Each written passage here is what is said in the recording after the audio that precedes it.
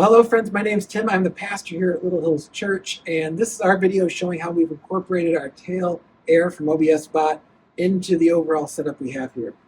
You can see we have it right here against our back wall. We're just in a small retail space, but we have it here, and we have it hooked up with a power over Ethernet switch going into, of all things, a Ethernet over power line adapter, so we can route around our space without having to tear down the walls to put in power. So it's kind of a unique setup, but it works really well. It gives us plenty of bandwidth to get to the OBSBot, which is being powered by the Ethernet adapter that is down here. We love the setup because it allows us to expand as needed. And for example, over Christmas, we had a choir. We're hoping to have one again soon. And so because we're in a small space, we couldn't have that in the same place where the rest of the music and other things were happening in the services. And so having this OBSBot tail air that is both able to have a moving head like our other OBSBot Tiny, but also is able to be either completely wireless or in our setup, portably wired is really helpful, so that we could have it focused on the main stage area for most of the service and then turn it over when the choir was sharing. So just to give you an idea of our layout, so for example, I'll show a clip, but here's where we had the choir, and so the camera could aim here, but then it can come over here where we have our normal worship team and preaching and so on, and integrate with the rest of our setup. We already had several NDI cameras involved. We're using NDI on the OBS. But we already had some other NDI cameras, and so we're able to incorporate it right into the workflow with those existing cameras, but they're fixed cameras. They don't turn, so having one that can actually turn is a huge benefit. Let me just show you the rest of our setup it's fit into. We have an ITADIS confidence monitor and also another confidence monitor to allow whoever's presenting to see what's going on. And our presentation software actually sends out signals via MIDI that will control OBS, our live streaming software platform, switch between cameras and so on. I'll just show you where that's set up over here.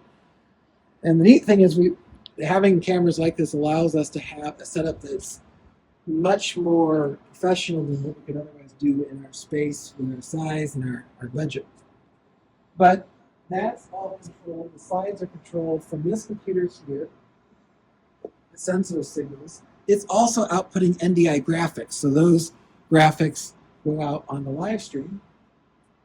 And then over here, we have our switcher and OBS. So we have a small screen that shows our different camera angles and graphics coming in, and then we have OBS running here along with our control for our mixer. So we're not using the OBSBot microphone. We're using various microphones we have set up and a Behringer mixing board over their digital board that routes right into the computer.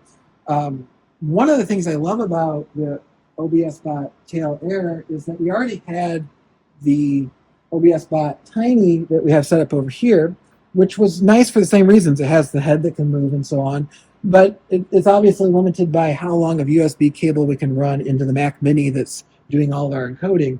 And so by having a second one that's freed from that, it is really quite helpful. So we have two regular NDI cameras, actually three regular NDI cameras, and then the OBSBot Tiny that's just coming as a webcam, and then the other NDI OBSBot tail air that allow us to produce something that allows those who are online, and we're a tiny little church that has people tuning in from around the world just because of how it's come together. It's been so neat to watch.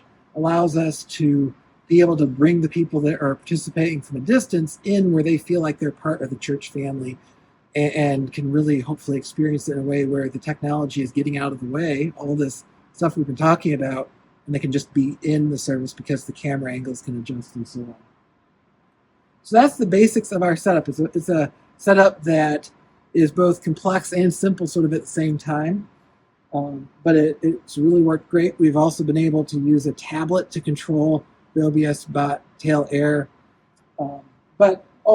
one nice thing when it's on the computer, since we have both of them, is also with the latest update of the OBSBot Center, we can switch here on the software, on the computer itself, between the wired-in OBSBot and the one that's remote on the network, and control them both from there. So that's our setup.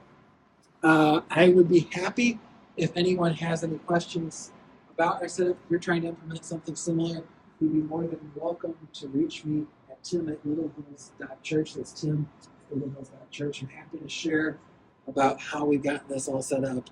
And I certainly thank OBSBot for giving us the opportunity to use this tail air, to get it as part of the Insider program and to use it as part of our setup. We are grateful for that and grateful for your time sharing a little bit of our setup. Have a great day.